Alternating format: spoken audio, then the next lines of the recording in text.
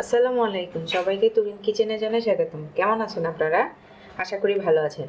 আজকে আমি যেহেতু রমজান কাছে চলে আসছে, আমি আপনাদের কিভাবে ছোলা অন্যরকম করে খাওয়া যায় সেটাই দেখিয়ে দিচ্ছি।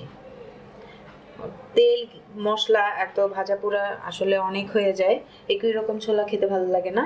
আমি যে ছোলাটা ভেজে দেখাবো তার জন্য আমার লাগছে 1 পোয়া ছোলা। আমি আগে থেকে ভিজিয়ে সিদ্ধ করে রেখেছি। পেঁয়াজ আমি 3টি মাঝারি সাইজের বড় পেঁয়াজ কেটে নিয়েছি। গোলমরিচ লাগছে হাফ চা চামচ, রসুন লাগছে হাফ চা চামচ, আদা লাগছে হাফ চা চামচ। চলুন দেখিয়ে দিই আপনাদের।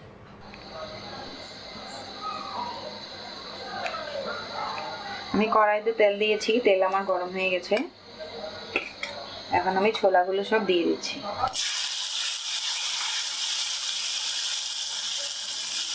দিয়ে দিচ্ছি রসুন, দিয়ে দিচ্ছি আদা, সব পেঁয়াজ মশলা সব দিয়ে দিচ্ছি।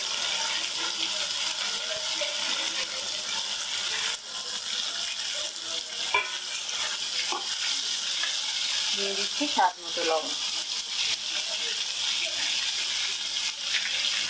এটা আপনারা মুড়ি মাখিয়েও খেতে পারবেন।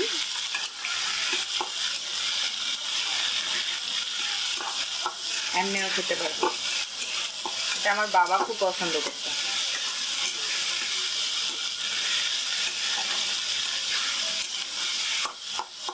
এটা রোজা ছাড়াও এমনি সময়ও খাওয়া যাবে, যেহেতু আর কোনো মশলা ইউজ করবো না। এটা দিয়ে এটা ভেজে নেব। খুব সুন্দর একটা স্মেল আসে ভাজা ভাজা। ভাজার শেষে আপনারা দেখতে পারবেন পেঁয়াজটা বেরেস্তার মতো হয়ে যায়। আলাদা বেরেস্তা করা হয় না এটাতে, এইভাবেই ছোলাও ভাজা ভাজা হয়ে যায়, পেঁয়াজও বেরেস্তার মতো হয়ে যায়। দর্শক, এই পর্যায়ে আমি দিয়ে দিচ্ছি 1 চামচ কাঁচামরিচ। কাঁচামরিচটা এই পর্যায়ে দিবেন, কারণ বেশি ঝাল হলে ভালো লাগবে না, অনেকটা ফ্লেভার থাকবে, খেতে ভালো লাগবে। দেখেন ভাজা ভাজা হয়ে এসছে। অল্প কিছুক্ষণের মধ্যে আমি নামিয়ে নিই। দর্শক, আমার ভাজা হয়ে গিয়েছে। আমি এখন আপনাদের নামিয়ে রাখছি।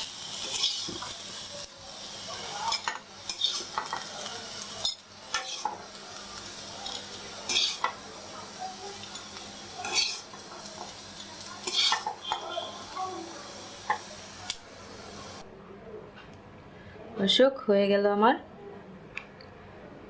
ছোলা ভাজা।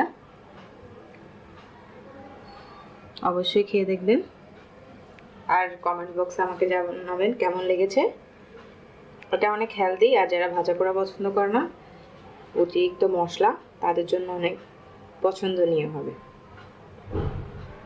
আর আমার চ্যানেলটি সাবস্ক্রাইব করতে ভুলবেন না। ধন্যবাদ এতক্ষণ আমার ভিডিওটি দেখার জন্য।